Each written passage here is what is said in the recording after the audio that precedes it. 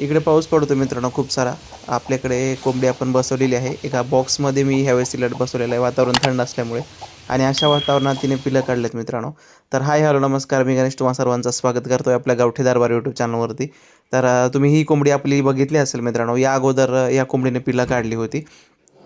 तर त्यानंतर आता ही जी दुसरी वेळेस आहे मित्रांनो पिलं वगैरे काढण्याची, तशी तिसरी चौथी वेळेस असेल मे बी. आणि इकडे छान असे पिलं निघालेले आहेत मित्रांनो आणि भरपूर सारे आणखीन पिलं निघणार आहेत. तर हे पिलं निघालेत, त्यांचे शेल आपण बाहेर काढूया. म्हणजे काय, तर पिलांना थोडीशी जागा होईल मित्रांनो आणि कोंबडीला पण थोडंसं आणखीन सेफ होईल. काय होतं, हे बघा इथं तुम्ही दिसत असेल अंडं.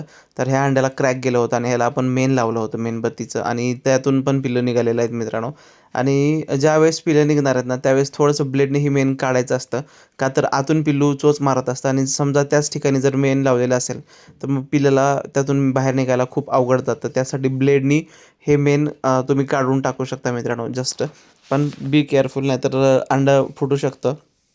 खूप स्लोली काढावं लागतं मित्रांनो ते मेण आणि मग तिथूनच पिलू निघतं एखाद्या वेळेस. प्रत्येक वेळेस नाही, पण दुसऱ्या एखाद्या वेळेस निघू शकतं मित्रांनो. तर आपल्याकडे छान असे पिलं निघालेले आहेत आणि सगळ्यात महत्त्वाचं गळाकाठूचे 2-3 पिलं आहेत मित्रांनो यामध्ये. उलट्या पिसाचं पण आहे. म्हणजे अंडी आपण तशी आणून ठेवली होती बाहेरून.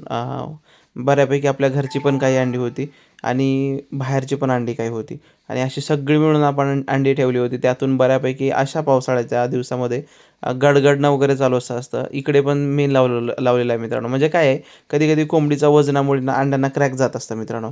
का तर अंडं आतून पोकळ बनलेलं असतं थोडंफार त्यासाठी. तर आता सकाळ झालेली आहे. परत एकदा आपण कोंबडीला बाहेर काढूया का?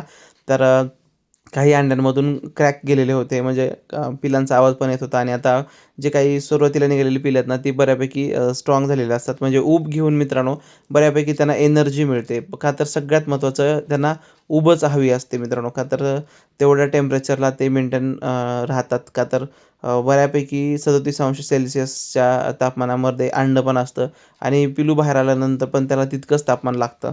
तरच ते पिल्लू जगतं मित्रांनो व्यवस्थित. तर आणखीन काही पिलं निघालेले आहेत आणि शेल पण आपल्याला दिसत आहेत मित्रांनो. तर आपण शेल काढूया आणि एक पिल्लू आहे ते निघालेलं आहे. पण त्याच्या आतलं जे हे असतं ना पातळ पडदा, तर तो सुकलेला आहे आणि तो चिकटून बसला आहे. त्यामुळे पिल्लाला निघायला क्रिटिकल आणखीन कंडिशन होते मित्रांनो. त्यावेळेस आपणच त्यांना हाताने काढावं लागतं. तर ते पिल्लू आहे ते काढताना आपण इकडे नाही दाखवू शकत.